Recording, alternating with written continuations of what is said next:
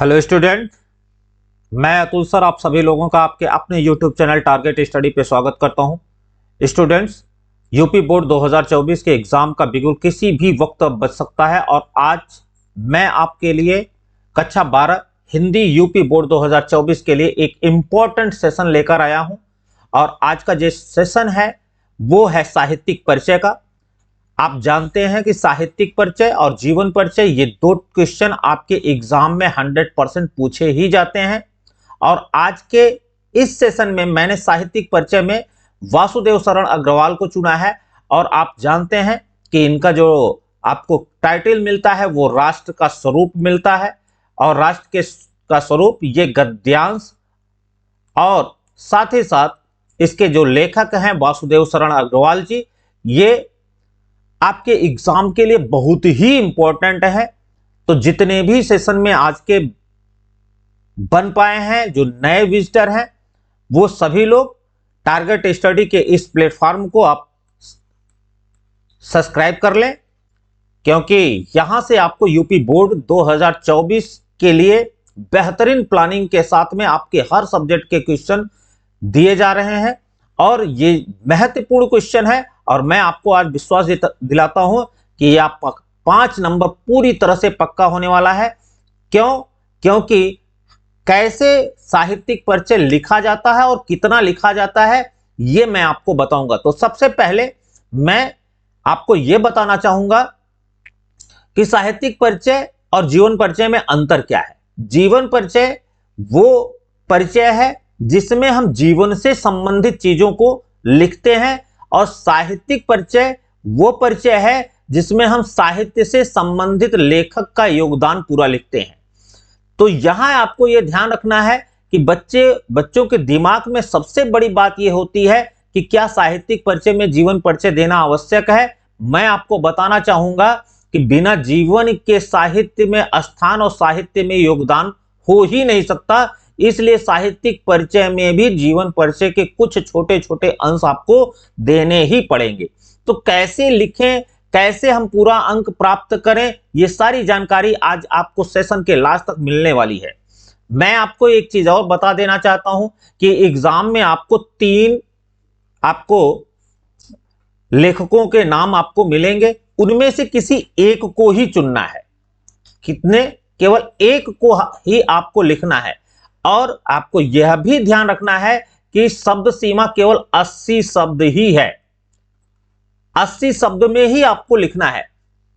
तो सबसे पहले आपको यह जानना है कि 80 शब्द में ही आपको मेंटेन करके कैसे। हालांकि मैं सेशन में 80 शब्द से ज्यादा शब्दों को आपको दे रहा हूं, उसका मुख्य कारण क्या है, क्योंकि आपको लेखक के आधार पर छोटे छोटे क्वेश्चन भी आपको एग्जाम में पूछे जाते हैं लेखकों से संबंधित।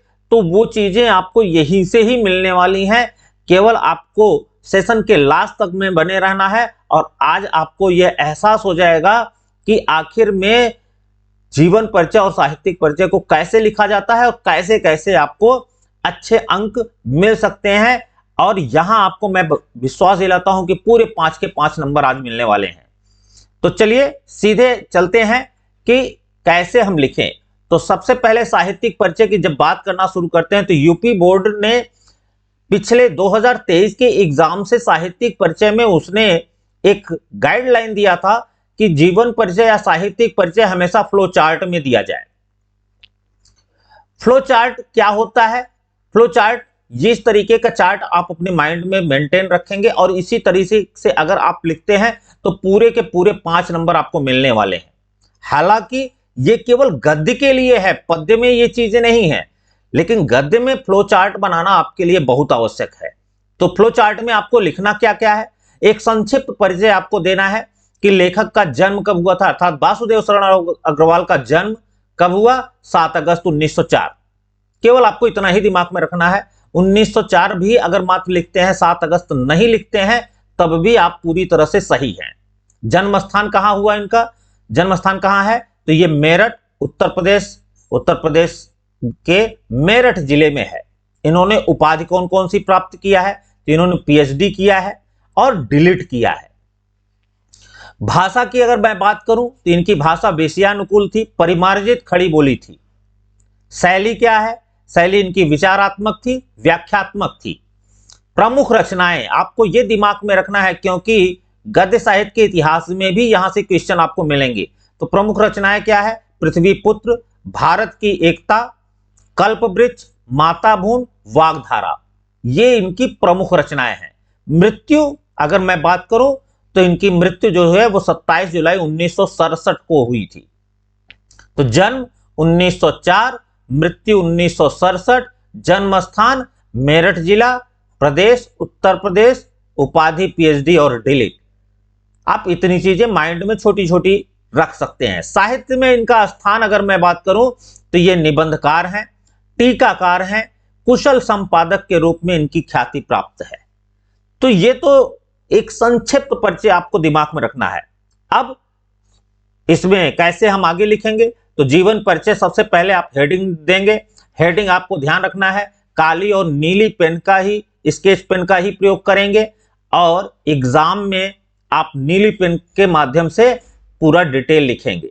तो डॉक्टर वासुदेव शरण अग्रवाल का जन्म सन 1904, अभी संक्षिप्त परिचय में आपको मालूम है 1904 में मेरठ जनपद के खेड़ा ग्राम में हुआ था। जन्म 1904, जिला मेरठ, जन्म और गांव खेड़ा गांव। इनके पिता और माता लखनऊ में रहते थे। कहां रहते थे? तो लखनऊ में रहते थे। अतः उनका बाल्यकाल लखनऊ में ही व्यतीत हुआ। तो जाहिर सी बात है माता पिता लखनऊ में थे, तो जन्म के बाद ये लखनऊ ही इनका निवास बन गया और बचपन कहां बीता? लखनऊ में बीता। यहीं से इन्होंने प्रारंभिक शिक्षा भी प्राप्त की। तो लखनऊ में आप रहते थे और वहां से ही इनकी प्रारंभिक शिक्षा प्राप्त हो गई। इन्होंने काशी हिंदू विश्वविद्यालय से एमए की परीक्षा उत्तीर्ण की। एमए कहां से किया? काशी हिंदू विश्वविद्यालय से। लखनऊ विश्वविद्यालय से पाणिकालीन भारत शोध प्रबंध पर इनको पीएचडी की उपाधि प्राप्त है। पीएचडी हमेशा किसी एक टॉपिक पे किया जाता है, और हिंदी गद्य साहित्य में ऐसा क्वेश्चन बन सकता है कि वासुदेव शरण अग्रवाल ने किस शोध पत्र पर पीएचडी किया था। तो आपको यह दिमाग में रखना है, पाणिकालीन भारत, ये इनका विषय था। यहीं से इन्होंने डिलीट की उपाधि प्राप्त की। तो पीएचडी के बाद इन्होंने डिलीट किया।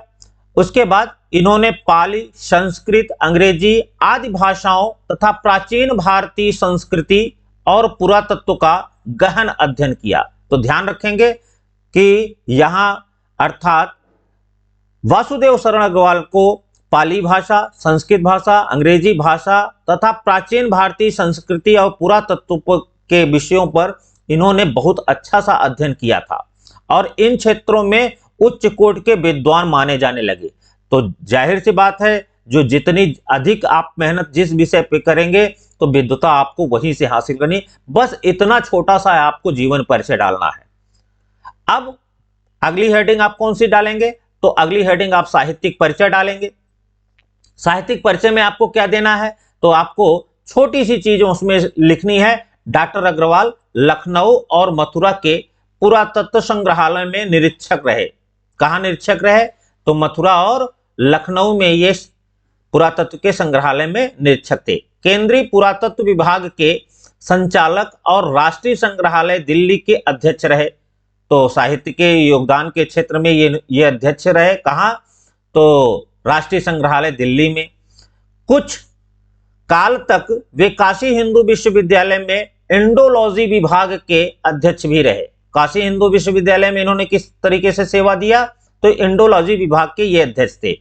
उन्होंने मुख्य रूप से पुरातत्व को ही अपना विषय बनाया।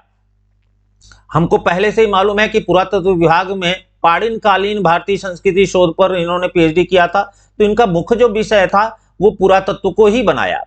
उन्होंने प्रागैतिहासिक, वैदिक तथा पौराणिक साहित्य के मर्म का उद्घाटन किया और अपनी रचनाओं में संस्कृति और प्राचीन भारतीय इतिहास का प्रामाणिक रूप प्रस्तुत किया। इनकी जितनी भी रचनाएं हैं उसमें पुरातत्व से संबंधित जितनी भी चीजें हैं उसको अपनी रचनाओं में इन्होंने दिया है।